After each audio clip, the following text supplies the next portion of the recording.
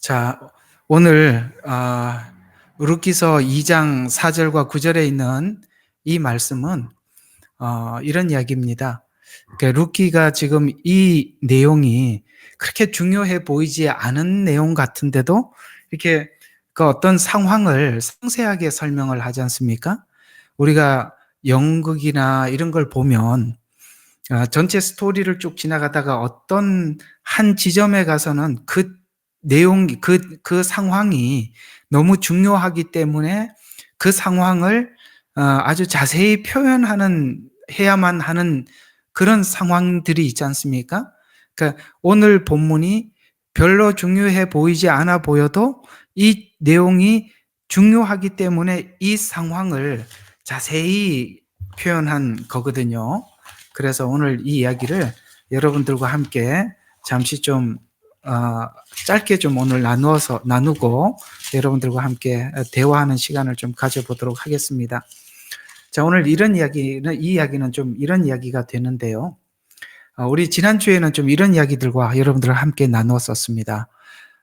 이방인인 룻이 나오미의 안내를 받아서 보아스를 만났듯이 오늘도 우리가 누군가의 안내, 그렇다면 우리 성도 개개인도 하나님께서 보내준 목자를 통해서 성도들이 하나님을 만나게 되고, 이방인인 우리도 유대인들, 그러니까 하나님께서 유대인들을 통해서 하나님께서 어떻게 만나는지 그런 것들을 우리에게 자세히 설명을 했단 말이죠.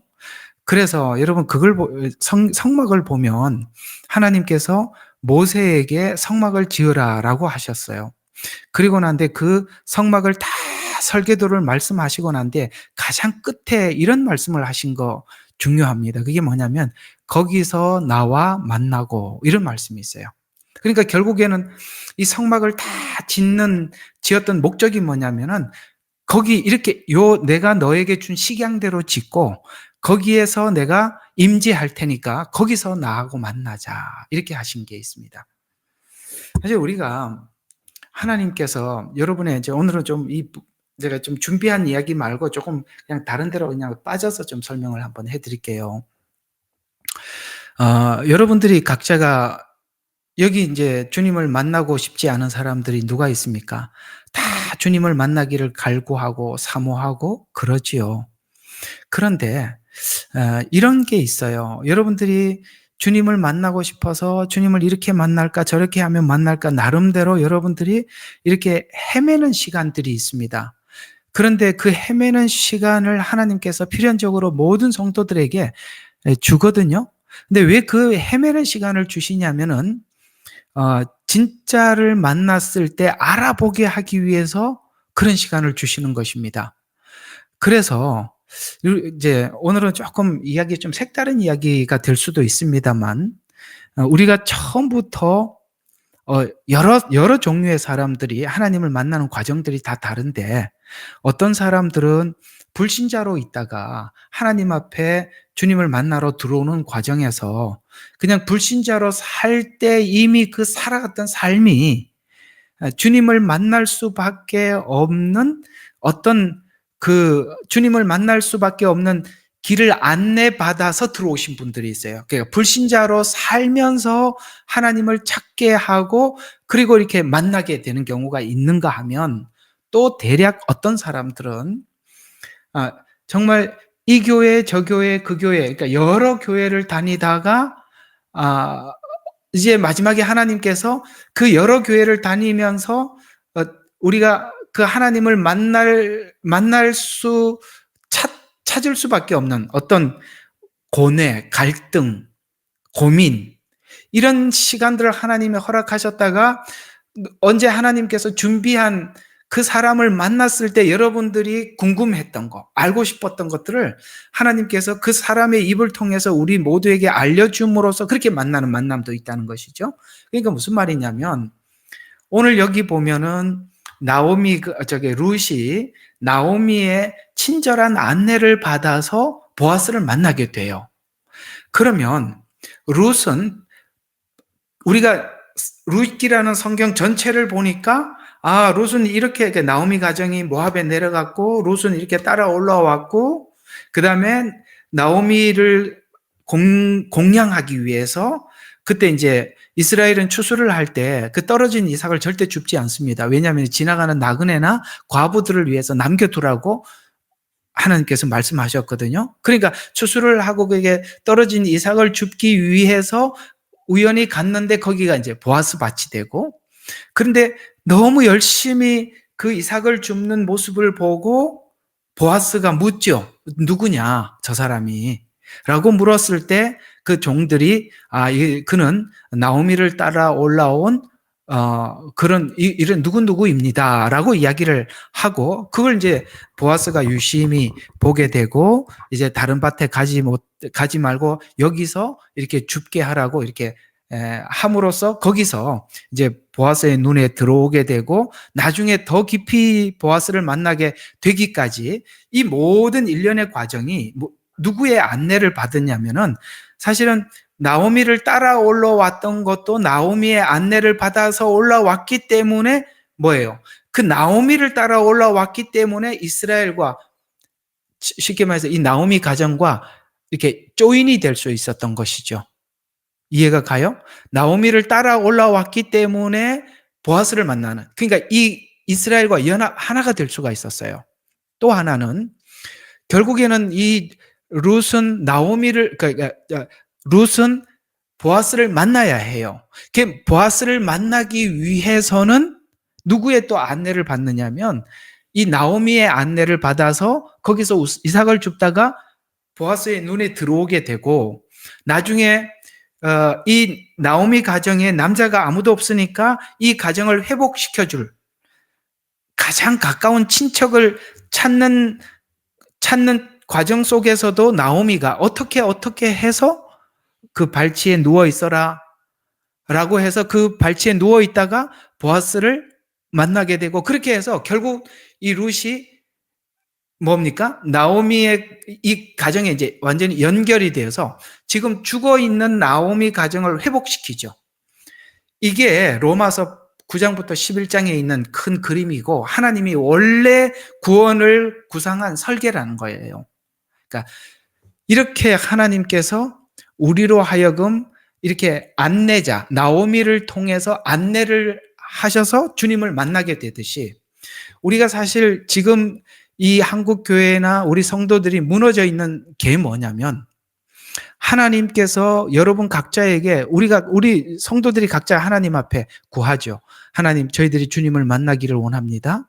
주님과의 깊은 교제를 하기를 원하고 주님이 누군지 알기를 원합니다 라고 구하면, 하나님께서 여러분들에게 직접 나는 이런 하나님이다라고 일부분은 가르쳐 줄 줄 몰라도, 하나님께서 여러분에게 그 하나님이 어떤 분인지, 하나님과 깊은 관계를 갖게 하기 위해서 하나님께서는 하나님이 준비한 사람을 만나게 해주시는 거예요. 쉽게 말해서 나오미의 안내를 받고, 그래서 저기 보아스를 만나게 되듯이 말이죠. 이런 하나님이 준비한 이런 과정들이 있다는 것이죠.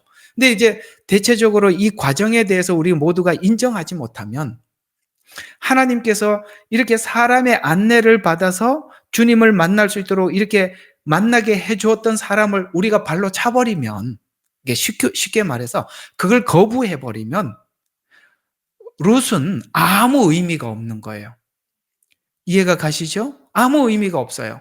하나님께서는 사람을 보내서 사람을 통해서 안내를 하셔서 여러분들이 주님을 만나도록 이렇게 길을 깔아놨다는 것이죠. 근데 이제 지금까지 사단이 했던 전략 중에 하나가 뭐냐면, 물론 교회에 가짜들도 많이 있습니다. 거짓 종들도 있습니다. 그거 제가 부인해요. 그러나 분명히 교회는 하나님이 세우셨고, 그 다음에 하나님의 종들을 하나님이 부르세요. 그래서 왜 불렀겠습니까? 여러분들의 양떼들을 그리스도께 인도하라고 하나님이 보내셔서 부르셨단 말이죠. 근데 여러분들이 그 만남을 볼 줄 알아야 되는 거예요. 그 만남을 소중히 여길 수 있어야 돼요. 그 만남을 여러분들이 하나님이 안내해 주셔서, 나를 안내해 주셔서 그 만남을 이루게 하셨다라고 하나님 앞에 나아가야 되는데, 그러면 순조롭게 그냥 우리가 알아차리고 만나고 그 사람을 통해서 주님을 잘 알아가느냐? No. 사단이 가만히 두지 않을 겁니다. 그 중간에 분명히 개입해서 나름 그 만남에 대해서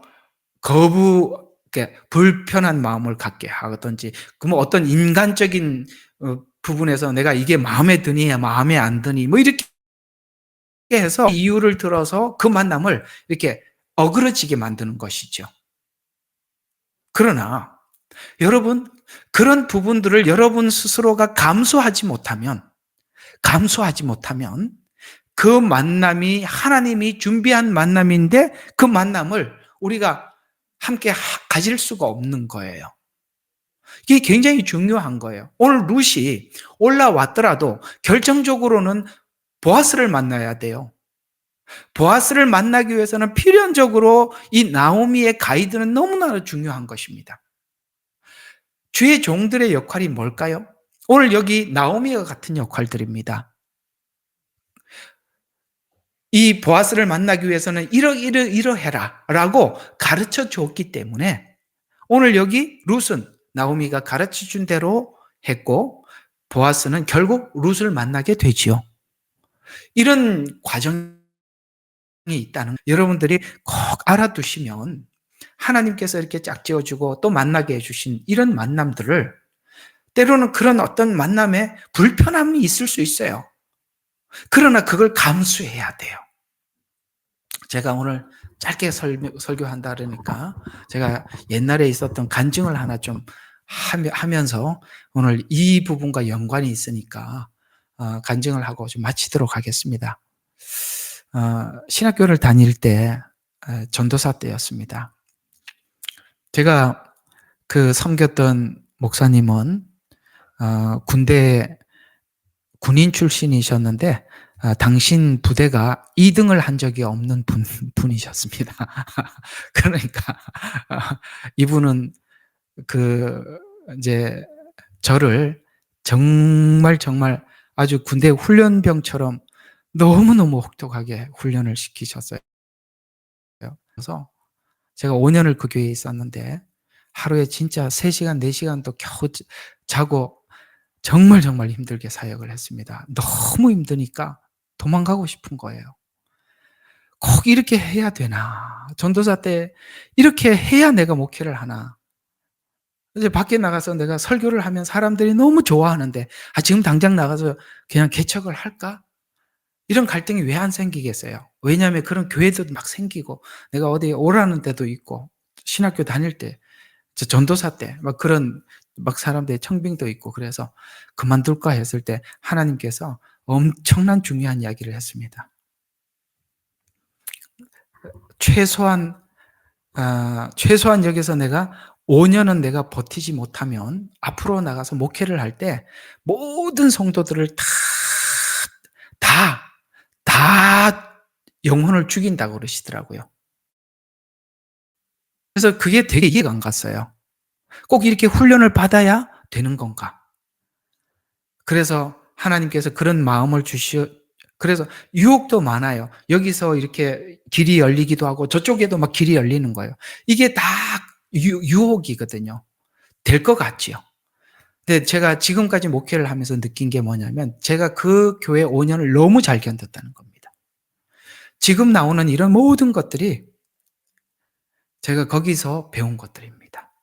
참 지금 그 목사님이 그때는 그렇게 힘들고 참 목사님이 이렇게까지 하셔야 되는 건가? 내가 이게 사람인가 짐승인가?